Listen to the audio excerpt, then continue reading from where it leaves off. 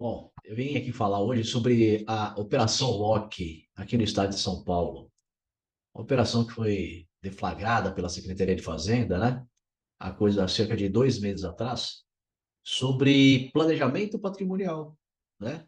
Dizendo que tem muita gente vendendo nas mídias sociais aí pseudo planejamentos patrimoniais.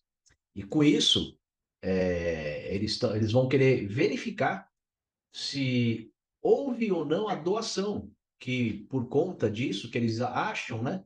Eles acham que foi feito um planejamento e foi simulado ou foi dissimulado um contrato de compra e venda e para acobertar, na verdade, uma doação, que é de interesse do Estado, cobrar o imposto sobre uma doação, né? Porque se houver compra e venda, o Estado não leva nada. Houve uma compra e venda. Mas se houve uma doação disfarçada de compra e venda, aí há interesse deles. Mas vamos lá. Algumas críticas, né, vão ter que ser feitas aqui. Eles têm, eu vou ler aqui para vocês aqui, tem 5 situações que eles falam que eles vão fiscalizar. E nessa fiscalização, eles estão deixando bem claro. É uma fiscalização que eles querem fazer um lançamento. Eu já vou explicar o que seria esse lançamento do crédito tributário. Então, eles vão notificar, né, ou vão enviar um convite a esses contribuintes, que eles vão verificar que eles acham que houve uma simulação de doação, acobertada por uma compra e venda, para que esse contribuinte venha esclarecer, né, para se colar, colou, né, ou não, e aí eles vão fazer o lançamento. Mas vamos lá. São 5 situações. Primeira situação: doação declarada, mas sem pagamento do imposto. Segunda situação: compra e venda sem pagamento do preço. Terceira situação: compra e venda com preço módico. Escuta essa. Quarta situação: há comprovação da onerosidade, mas não da origem do dinheiro. Quinta situação: há comprovação da onerosidade e há prova da origem do dinheiro. Bom, essa última aqui eu não preciso nem falar, né? Se há comprovação da onerosidade, que é o contrato de compra e venda, e se há prova da origem do dinheiro, se o comprador pagou o preço para o vendedor, não tem nem o que se falar. Mas eles querem verificar isso aqui. Quarta situação, vamos de baixo para cima, né? Há comprovação da onerosidade, ao contrário de compra e venda, mas não há da origem do dinheiro. Bom, eles podem até verificar se há ou não, né, a origem do dinheiro, mas a questão da origem do dinheiro, aí é coisa para a Receita Federal. É coisa da Receita Federal. Houve o contrato de compra e venda, houve o pagamento, então não sei nem porque eles não têm que se preocupar com isso, né? Não houve simulação, houve o efetivo pagamento. E onde é que está escrito isso, né? Da compra e venda. Mas vamos continuar aqui, ó. Aí eu vou pular a terceira, vou para a segunda e para a primeira. A segunda: compra e venda sem pagamento do preço. Aí já desperta já uma certa atenção. Se houve uma compra e venda sem o pagamento, pode-se subentender que há uma simulação de doação, né? Houve alguém propôs uma compra e venda entre duas partes, uma disse que ia pagar e a outra se comprometia em dar a coisa, né? Mas não houve pagamento, mas e houve a coisa dada, né? Pode-se configurar aí a doação? Até poderia, né? Mas tudo bem. Aí a primeira situação é doação declarada, mas sem pagamento do imposto. Então, essa primeira e a segunda situação, eu até concordo com a Fazenda. Porque se há um contrato de compra e venda sem o efetivo pagamento, subentende-se que houve uma doação. Porque por mera liberalidade, aquele quem transferiu a propriedade para aquele que disse que ia pagar, transferiu e não recebeu o dinheiro e ficou quieto, subentende que foi uma doação. Ele ficou tacitamente, né, dizendo que era uma doação. Mas até aí, tudo bem. Responsabilidade do fisco de verificar isso aí. Se há ou não a doação, agora o problema é o lançamento. Calma aí. Pode até ser, né, subentendido que haja uma doação. A doação declarada, mas sem pagamento do imposto, é a mesma coisa. A pessoa declarou que estava fazendo uma doação e não fez o pagamento, o fisco também quer saber. Você fez a doação, então se transferiu a propriedade e não houve o pagamento, aí você não está em simulação, você está deixando de cumprir o pagamento, então eles podem até cobrar. Então a primeira e a segunda situação, para mim, está simples, resolvido para o fisco. Agora, a quarta e a quinta, não tem o que o fisco falar. Agora, a terceira é o que complica aqui. A terceira que fala, compra e venda por preço módico. O que é preço módico? Mas vamos lá, o objetivo dessa operação lock é fazer o lançamento. O que é o lançamento? O lançamento é quando finaliza um crédito tributário que dá o direito do Estado cobrar o que é dele, né? Cobrar o imposto, no caso aí. Só que para chegar no lançamento, tem que percorrer alguns caminhos. Primeiro caminho, a primeira fase obrigatória, a primeira fase é o fato gerador. Só existe fato gerador se tiver descrito na lei. Ele é plenamente vinculado. Se não estiver escrito na lei que aquele fato é tipificado como tributo, né, como imposto, não existe fato gerador. Ou seja, preço módico não existe na lei. Nenhum lugar que fala que se for um preço módico, esse contrato de compra e venda desconsidera a compra e venda e considera-se uma doação. Não existe isso. Não existe. E disse claramente: você dispor livremente do seu bem, está até aqui no artigo 528 do Código Civil. Vamos ler aqui o que seria a doação. 538. O que diz considera-se doação, artigo 538 do Código Civil, considera-se doação o contrato em que uma pessoa, por liberalidade, transfere o patrimônio, transfere o seu patrimônio, bens ou vantagens, para o de outra. Ou seja, por mera liberalidade. Aí sim, a doação. Agora, se eu vender por um preço menor do que está no mercado, não está dizendo em lugar nenhum que eu não posso fazer isso. Vou dar um exemplo aqui bem esdrúxulo. Imagina que eu tenha um imóvel de 1 milhão de reais, no valor de 1 milhão de reais no valor de mercado. E eu não quero fazer a doação para o meu filho. Vamos dizer que aqui no estado de São Paulo aqui ainda é 4%, né? Ainda é 4%, mas eu não quero fazer doação. Porque se eu fizer doação, ele vai pagar 4% para o fisco, para o Estado. 40 mil reais. Mas não quero que ele pague 40 mil para o Estado. Eu quero que ele dê valor às coisas que ele está adquirindo. Então, vou fazer um contrato de compra e venda com ele é meu filho, e vou dar um desconto de 90% para ele. Vou vender para ele, não, 90 não, 95%. 95%. Melhor ainda, melhor ainda. Vou falar, não, se era para pagar 4%, então eu vou fazer, vamos fazer em 95%, vai. 95%. Ou seja, vou vender para ele por 50 mil reais. Eu não posso vender por 50 mil reais algo que é meu? Ou eu estou enganado? Aonde é que a Fazenda tirou, esses auditores, né? Tiraram da cachola que isso é valor módico. Isso é o valor do que eu quero vender. É um valor pactuado entre as partes. Não existe negócio de valor módico. Porque, primeiro, isso estou falando de uma transação pura e simples. O que diz o artigo 481 do Código Civil? Pelo contrato de compra e venda, um dos contratantes se obriga a transferir o domínio de certa coisa e o outro a pagar-lhe certo preço em dinheiro. Ponto. Isso é compra e venda. Eu estou vendendo um imóvel e meu filho está comprando o imóvel. Eu estipulei o valor e ele vai me pagar o preço. Eu entrego o imóvel para ele, a propriedade do imóvel, e recebo o dinheiro. Está feito o negócio. Mas agora vamos para o mundo dos negócios, né? Para a pseudo-doação que eles estão forçando a enxergar aí. Se, imagina que uma empresa Porque o que eles estão querendo fazer é dentro do planejamento, né? As empresas foram constituídas dentro de um planejamento patrimonial.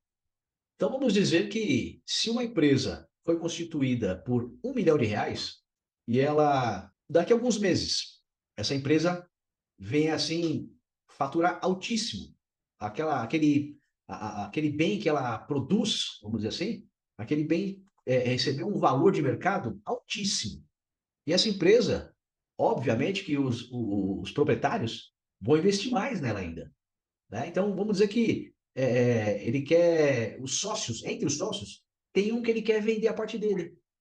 Ele quer sair da sociedade e quer pegar, ele quer estar tá dispondo a parte dele para o outro sócio. Vamos dizer que vai 50%. Algo que era 1 milhão, hoje, para o mercado, está valendo 10 milhões. Mas ele fala assim, pô, esse meu sócio aí está comigo desde o começo, eu vou fazer, sabe o seguinte, a nossa empresa é 50%, 5 milhões é meu e 5 é dele. Sabe de uma coisa? Eu vou pegar só 1,5 milhão da minha parte. Aliás, vou pegar só 1 milhão, os 500 mil e mais 500 agora do que lucrou, vou pegar só 1 milhão e vou deixar o restante para ele. Mas a gente vai fazer um contrato de compra e venda. Desde quando ele não pode fazer isso? Ele está vendendo por valor módico, 10% do que valeria a parte dele na sociedade. Agora eu vou inverter a situação. Vou inverter a situação. Então vamos dizer agora que a empresa é a mesma história. Só que ele não quer vender. Ele não quer vender para o sócio. Ou melhor, o sócio quer comprar a parte dele. Que agora, de 500 mil, foi para 5 milhões, e o sócio está oferecendo os 5 milhões para ele. Ele fala, de jeito nenhum. Se você quiser comprar minha parte, eu vendo por 20 milhões. Porque essa empresa aqui vai aumentar muito mais o valor dela. Pô, mas peraí, mas só vale 5. Por que eu vou pagar 4 vezes mais do que você tá me pedindo? Se você quiser, bem. Se você não quiser, esse é o mundo dos negócios. E ele vai lá e paga. Ele fala, tá bom, eu vou comprar. Vou ficar com 100% da empresa. Ué, para mais pode? Sobrevalorizar a empresa? Porque valia menos. Só valia 5 milhões a parte dele. Por que o outro pagou 20 milhões? Ou, vamos apertar um pouquinho mais. Pagou 50 milhões. Pagou 10 vezes mais do que valia. Onde é que está o, o mau negócio aí? Nenhum. Se ele pode vender por mais, ele pode vender por menos. Então não existe esse negócio de valor módico. Isso é uma criação, né? Uma imaginação do fiscal, né? Do auditor da Receita aí, do Estado. É uma imaginação que não tem cabimento jurídico. Não cabe a ele ficar elucubrando o que é ou deixa de ser. Ou seja, tributo é tributo, imposto é imposto. E só existe tributo, imposto, se tiver escrito na lei.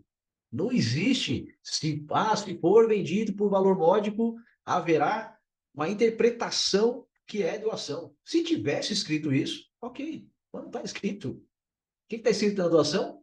Dispor de seus bens por mera liberalidade. Se há um contrato de compra e venda, se é por valor módico ou se é por valor muito superior do que é de mercado, não cabe a eles decidir o que é isso. Pelo contrário, eles já tentaram várias vezes implementar isso, né, querendo imputar ao contribuinte a cobrança do ITCMD, né, pela doação, por pseudo valor módico, dissimulado uma doação ao invés de compra e venda, e vai brigar na justiça, vai chegar no STF, e o STF já deu várias pauladas na Receita, na Fazenda aqui do Estado, aqui, dizendo que eles estão errados. Pelo contrário, e não, nem, às vezes nem precisa chegar lá, porque eles têm que provar isso, né? No STJ, no STF.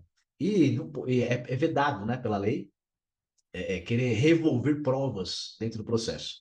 Mas por quê? Porque toda vez eles perdiam, não, eles perdem no próprio Tribunal de Justiça de São Paulo. No próprio, tem vários, mas umas centenas ou milhares, estou arriscando até falar em milhares, mas umas centenas de julgamentos de processos que a Fazenda move, ou o contribuinte entra com mandado de segurança, né? pela cobrança indevida, pelo lançamento indevido de uma interpretação muitíssimo equivocada da Receita, da Fazenda do Estado. E eles perdem na justiça, mas eles querem, porque querem, introduzir algo que não existe. Então, eles querem fazer com essa Operação Loki, vamos lá, vamos para o fechamento aqui. Na Operação Loki, eles querem fazer o lançamento. Para fazer o lançamento, eu já disse para vocês, tem que percorrer um caminho. Tem que existir o fato gerador. Existiu o fato gerador? Aí cria-se a obrigação tributária. Nasce a obrigação tributária com o fato gerador. Nasceu a obrigação tributária, cria-se então, institucionaliza então o crédito tributário. Criou o crédito tributário. E o crédito tributário, ele só vai ter validade de sua cobrança com o lançamento. E aí finaliza com o pagamento, né? Através do contribuinte. Então, o crédito tributário do Estado, ele vai ser firmado através do lançamento.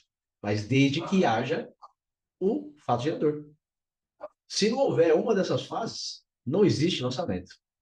Ou seja, a legislação tributária ela é clara, ela é expressa. Se o tributo existe, há o fato gerador. Se houve o fato que se amolda aquele tributo, há o fato gerador do tributo. E assim sucessivamente. Se não há, não é ele que vai querer inventar. E outra, segundo o artigo 116, parágrafo único do Código Tributário Nacional, que foi alterado, deixa eu procurar ele aqui rapidinho, existe um procedimento criado, né? Criado em 2001, ou seja, há mais de 20 anos, há 23 anos atrás, foi instituída uma lei que acrescentou ao artigo 116 um parágrafo único, que diz assim, ó, a autoridade administrativa poderá desconsiderar atos ou negócios jurídicos praticados com a finalidade de dissimular a ocorrência do fato gerador do tributo ou a natureza dos elementos constitutivos da obrigação tributária. Observados, olha só, vírgula, observados os procedimentos a serem estabelecidos em lei ordinária. Pegou essa daí? Vírgula, observados os procedimentos a serem estabelecidos em lei ordinária. Aí eu te pergunto, e já até te afirmo, existe uma lei ordinária para regulamentar o procedimento administrativo para que o fisco desconsidere o negócio jurídico ou aquele ato jurídico com a finalidade de dissimular a ocorrência do fato gerador? Não, não existe essa lei que regulamenta o procedimento administrativo para que esse auditor ou esses auditores, qualquer um, qualquer receita, qualquer fazenda do Estado, queira realizar um procedimento administrativo para desconsiderar, olha só, desconsiderar, não é nem anular aquele ato. Porque a anulação ou a anulabilidade de qualquer ato jurídico é somente pelo Poder Judiciário. Somente pelo Poder Judiciário. Não cabe ao Poder Administrativo, né, ao Poder Executivo, através da sua administração, o ente administrativo lá, não cabe àquela autoridade administrativa anular ato da sociedade privada. Ou que seja, ele só pode anular os seus atos, né, os seus atos. Cancelar os seus atos motivadamente, os atos da administração. Mas anular um negócio jurídico na vida privada, interferindo na vida do contribuinte? Jamais. O que ele poderia fazer é desconsiderar os atos ou negócios jurídicos praticados com aquela finalidade, desde que exista um procedimento administrativo para tal. Só que, respondendo já novamente, não existe desde lá. E olha só, por conta disso, quando em 2001 houve essa alteração no Código Tributário Nacional, inserindo esse parágrafo único no artigo 116, de imediatamente houve uma ação direta de inconstitucionalidade, número 2.446, promovida pela Confederação Nacional do Comércio, e que não foi pedido, tá? Uma liminar para suspender esse parágrafo único, não foi. E em 2022, ela foi julgada pela ministra, cuja relatora foi a ministra Carmen Lúcia. Eu vou ver se eu acho aqui rapidamente aqui o voto dela aqui, ó. O que que ela diz aqui? Ela coloca aqui assim, ó. Ela coloca aqui, ó, no voto dela. A plena eficácia da norma depende de lei ordinária para estabelecer procedimentos a serem seguidos. A medida provisória 66, porque tentaram uma medida provisória já em 2002, para ver se regulamentava, mas não colou. E aí, por conta de uma lei, ela foi revogada.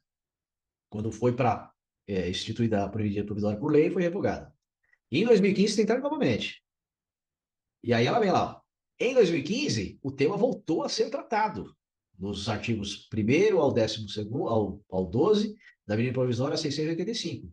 Dispositivos suprimidos quando da conversão da medida da lei 13.222, 13.202 de 2015.